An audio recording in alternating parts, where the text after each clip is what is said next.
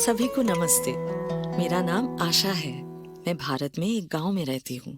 क्या आप लोग हमारे जीवन से संबंधित कहानियों के बारे में बात करने में मेरा साथ देंगे? मैं एक शिक्षक हूँ। मुझे गांव के बच्चों को पढ़ाना बहुत पसंद है। मैं अपने विद्यार्थियों को बताती हूँ कि हम सब की अपनी अलग अलग कहानी होती है। हम सब के जीवन के अनुभव बहुत अलग होते हैं, चाहे हम एक ही परिवार, एक ही जाति या एक ही गांव से क्यों ना हो।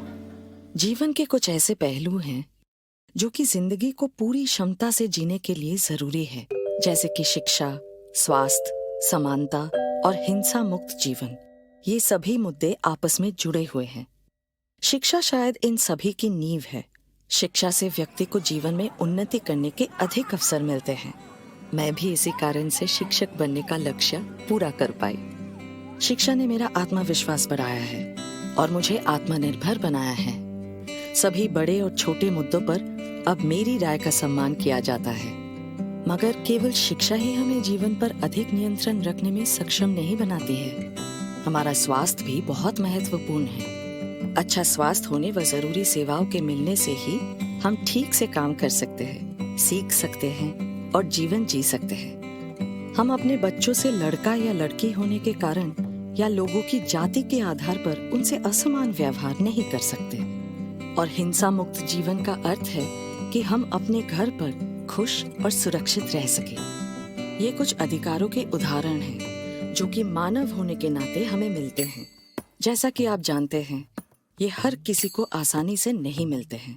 कुछ लोगों के पास थोड़े बहुत अधिकार है और कुछ लोग इनसे बिल्कुल ही वंचित हैं। आपने शायद इन मानव अधिकारों के बारे में सुना होगा, लेकिन क्या आप जानते हैं कि भारत सरकार ने राष्ट्रीय कानूनों व अंतर्राष्ट्रीय घोषणाओं पर हस्ताक्षर करके इन अधिकारों की सुरक्षा का वादा किया है। इसके अलावा पिछले कुछ सालों में मैंने हमारे कई भाई बहनों की अन्याय के खिलाफ लड़ने की कहानियां सुनी हैं। बहुत बार हमें अपने घरों में भी अपने अधिकारों के लिए लड़ना पड़ता है। हमारे अधिकारों की सुरक्षा के लिए बढ़ाया गया हर कदम, चाहे वो छोटा हो या बड़ा, एक सकारात्मक बदलाव ला सकता है। समूह बनाकर मुद्दों पर लगातार चर्चा करना सबके लिए एक अच्छी शुरुआत है। इससे हमें समझ आता है कि हमारी समस्याएं केवल हमारी नहीं हैं और इन्हें एक साथ मिलकर समुदाय के स्तर पर हल करने से सबको मदद मिलती है।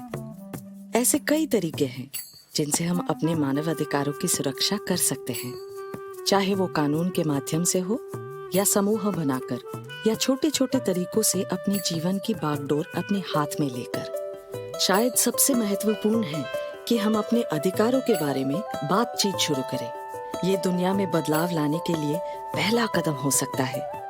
तो आप सब कब और कैसे ऐसी बातचीत शुरू करने वाले हैं? आइए सब मिलकर बोलें। अपने अधिकारों को हमने जाना है, अब सबको इनके बारे में बताना है।